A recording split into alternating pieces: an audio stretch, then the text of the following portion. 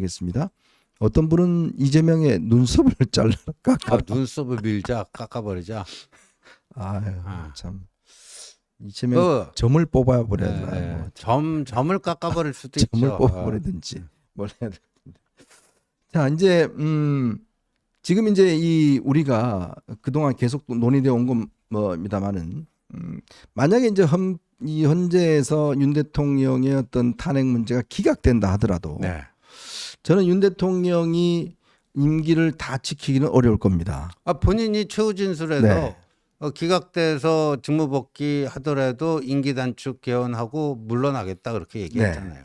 그러니까 이제 결국은 윤 대통령도 이제는 본인의 어떤 대통령으로서의 어떤 이 국정 운영 이거는 굉장히 어려워졌습니다. 왜냐하면 이미 넘지 말아야 될 선을 한번 넘어버렸기 때문에 이제 그 부분에 대한 국민적 트라우마와 우려가 있는 것이고 또 이제 아마 야당이 이제 192석을 갖고 있는 야권이 대통령을 인정하지 않기 때문에 그건 뭐 결국은 국정 파행으로 이어질 수밖에 없는 그렇죠. 거니까 네. 이런 문제 그리고 또 우리가 지금 뭐 헌법재판소 저걸 기다리고 있지만 어쨌건 국민들 입장에서 보면 차기 대통령이 들어온다 하더라도 이번 대선 과정에서 그 대선 후보들이 공동으로 정말 이번에는 이 정말 탄핵과 그다음에 계엄 이런 문제를 좀 넘어서서 시스템을 바꿔야 된다라는 어떤 공통적인 인식이 있는 것 같아요. 네. 그 부분을 가장 어떤 면에서 보면 희생적으로 또 먼저 제기한 사람이 바로 한동훈입니다. 네. 한동훈 대표가 나오면서 처음으로 제기한 게 뭐냐면 본인이 만약에 대통령이 된다 그러면 5년 임기를 3년으로 줄이겠다. 네. 그리고 2018년 국회의원 선거 때 28년. 2028년 네. 국회의원 선거 때 그때 이제 그 개헌을 통한 대통령 선거를 하겠다. 네. 자, 이게 뭐냐면 예전에는요. 대통령들이 그 자기의 어떤 거는 다 지키면서 하려니까 안 됐어요. 그렇죠. 근데 이번에는 먼저 치고 나간 겁니다. 네. 한동훈 전 대표가 나 줄이겠다.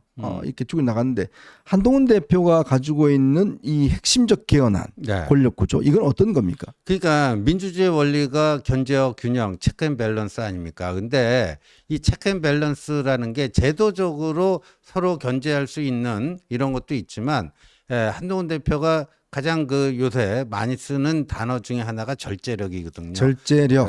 정치인들의 절제력. 그러니까 87년 헌법이 지금 된 지가 지금 24년에 13년이니까 몇 년이 됐어요? 37년이 됐어요? 네. 37년이 된 거 아닙니까? 거의 40년 가까이 된 거 아니에요? 이게 시행이 된 지. 근데 그때부터도 다 비상계엄 권한이 있었잖아요. 네. 대통령에게. 근데 국회에 탄핵소추 권한이 있었잖아요.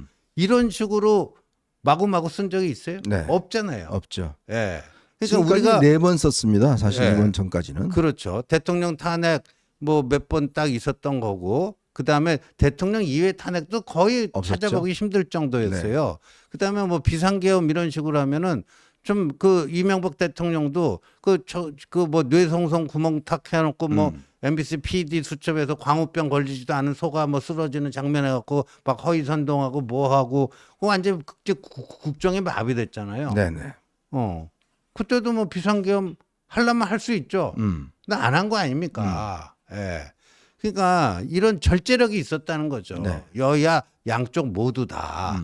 이 헌법에 그런 권한이 없어서가 아니고 그런 절제력이 있어서 이 제도가 나름대로 극단으로 운영되지 않고 나름대로 중심을 잡아온 건데 이제 윤석열 대 이재명 대 윤석열 이 적대적 공생 관계에서는 그 절제력이 완전히 바닥 나갔고 그러니까 저쪽에서는 뭐 줄 탄핵 뭐 하고 이쪽에서는 거부권 행사 이거 갖고 도저히 안 되겠으니까 이제 비상계엄까지 가는 뭐 이런 게 됐기 때문에 이 제도를 더 놔두면 안 된다. 이 제도를 놔둔 상태에서 새로운 대통령 뽑아갖고 선수 교체만 되면 만약에 이재명 같은 그 위험한 인물이 저기가 된다면 이 끔찍한 총통제 국가로 갈 수도 있다. 맞아요. 뭐 그거 아닙니까? 그러니까 이참에 시대 교체를 하자. 선수 교체를 넘어서 시대 교체를 하는데 그 시대 교체는 6공화국을 끝내고 7공화국 개헌을 통해서 7공화국을 만드는 건데 아까 현정님 지적했던 것처럼 역대 이게 안 된 이유가 지 임기는 다 채우고 그다음 거 하려고 그러니까 안 되는 거 아니냐. 네. 그러니까 내가 되면은 딱 3년만 하고 깨끗하게 물러나겠다. 근데 오늘 저 한국일보 인터뷰 중에서 제일 좀 뭐 했던 게 그걸 물어봐요. 한국일보 기자들이요. 그러면 만약에 3년 하고 물러나면 그래도 50대인데 뭐 하고 살 거냐? 이런 거 물어보거든요. 그랬더니 뭐 시골 내려가서 감자 심고 책방하고. 책장수하고 뭐 이런 거가 오히려 좀 이상한 거 아니냐. 그게 대통령을 사실 왕처럼 아니까 자꾸만 그런 그 관행들이 나타나는 거 아니냐. 저기는 필요하다면 정부 부처 차관이든 국장이든 하겠다. 예. 그러니까 이게 이제 좀 발상을 바꾸자는 거 아니겠습니까? 그렇죠. 이게 이제 한동훈 대표가 제기하는 게 바로 그겁니다. 지금 우리는 단원제 국가입니다. 네. 일본이나 미국이나 보면 이제 양원제 국가잖아요. 하원과 상원이 있습니다. 그게 뭐냐면 이제 하원과 상원의 역할이 좀 다르죠. 네. 그리고 이게 이제 적절한 갈등을 좀 중재하기도 합니다. 네. 미국 같은 경우는 상원은 각 주마다 2명씩밖에 없어요. 그리고 일본 같은 경우도 이제 주로 귀족 출신들이라든지 이런 분들이 이제 뭐 참의원하고 이제 민의원 이렇게 네. 알려져 있지 않습니까? 근데 우리 같은 경우는 지금 단원제다 보니까 이게 어떤 지역 갈등, 소선거구제 때문에 네. 굉장히 이게 좀 아주 문제가 많습니다. 왜? 지금 소선거구제 하다 보니까 지금 민주당하고 국민의힘은요, 당시 득표율 차 보면 5%밖에 안 나요. 그렇죠. 의석수는 어마어마하게 차이 나요. 네. 그러니까 이런 문제, 그 다음에 지역적인 어떤 이 갈등 문제, 각 지역에서 뽑다 보니 호남은 무조건 민주당, 이쪽 영남은 또 국민의힘 이렇게 돼 있잖아요. 그래서 한동훈 대표가 제의한 게 비례대표를 없애고 지금 비례대표가 한 47명인가요? 네. 비례대표를 없애고 그 사람을 그냥 상원으로 만들자는 거예요. 그렇죠. 상원으로 만들어서 그거는 중대선거구제를 네. 통해서 어떤 뽑고, 그죠? 중대선거를 통해서 큰 지역에서 뭐 몇 명씩 뽑고, 그 다음에 이제 지역구를 뽑아서 상하원제로 하자는 거예요. 그렇죠. 그렇게 되면 이게 뭔가 좀 이 갈등이 단원제가 있다 보면 이 갈등을 중재할 수 있는 기능이 없잖아요. 그렇죠. 그러니까 상원이 있으면 나름대로 이거를 지역 대표성을 가지고 있는 어떤 부분들이 좀 중재할 수 있는 이 양원제 네. 이걸로 만들자. 그래서 저도 이제 요번에 이 한 대표의 그 양원제 구상을 듣고는 이거는 굉장히 수용성이 있겠구나. 왜냐하면 이제까지 양원제 하면요. 예, 그 최근에는 어떤지 모르겠는데 뭐 그 요번에 비상계엄 전까지요. 우리나라 국민들은 대통령을 싫어할 수도 있는데 국회의원들을 훨씬 더 재수 없다고 생각합니다. 예, 이 혐오 지수로 따지면 대통령보다도 이 국회의원들이 높아요. 네. 근데 저 꼴 보기 싫은 놈들, 예, 이 뭐 그 세금 빨아먹는 세금 드라큘라, 이거 지금 300명 있는 것도 많은데, 그럼 양원제를 하면은 더 늘리자는 거냐? 네. 그래서 양원제가 웬 말이냐 해갖고 압도적인 반대 여론이 높았단 말이에요. 그렇죠. 그러니까 한동훈 대표도 그걸 아니까 지금 대략 한 250개 배지가 지역구고 나머지 50개가 비례대표니까. 미국도 상원 의원이 50개 주에서 각 주에서 2명씩 뽑히죠. 그렇죠. 그러니까 토탈 100명이에요. 100명이죠. 그 하원은 뭐 400 몇십 명인가 그렇죠. 예, 예. 그런데 250명을 하원으로 만들고 50명 상원을 만들자는 거예요. 네네. 그래서 지금 정수는 지금의 300명하고 똑같은 건데 네. 이거를 만들어 놓으면은 아까 중대선거구제로 하면은 호남에서도 국민의힘이 뽑히고 영남에서도 민주당이 뽑히고 그러면 어떤 이제 그게 되느냐. 이것도 체크앤밸런스에서 보면요. 그렇죠. 지금 우리 단원제일 경우에는 지금 야당이 절대 다수 의석 192석. 그러니까 이 점이 맘먹으면 못할 게 없잖아요. 그러니까 뭐 여의도 대통령이다 이런 얘기 나오잖아요. 근데 네. 이 양원제로 되면은 하원에서 통과한 법안이 상원을 통과해야지만 대통령한테 갑니다. 맞습니다. 예. 그러니까 한 번 더 걸러줄 수 있는 장치가 있는 그렇죠. 거예요. 한 번 더 걸러줄 수 있는 장치가 있고 그다음에 이제 공직자 탄핵의 경우에도 미국은 헌법재판소가 없잖아요. 그렇죠. 근데 미국은 그럼 탄핵 제도는 있어요. 그럼 미국은 어떻게 하는가? 대통령에 대한 탄핵을 하면은 하원에서 먼저 해가지고 이 탄핵 소추안을 통과시키잖아요. 그럼 우리는 국회에서 통과된 게 지금 헌재로 가도 하고 있잖아요. 네. 근데 미국은 어디로 하냐? 상원으로 가잖아요. 네, 그렇죠. 그 최종적인 결정을 상원에서 하는 거예요. 예.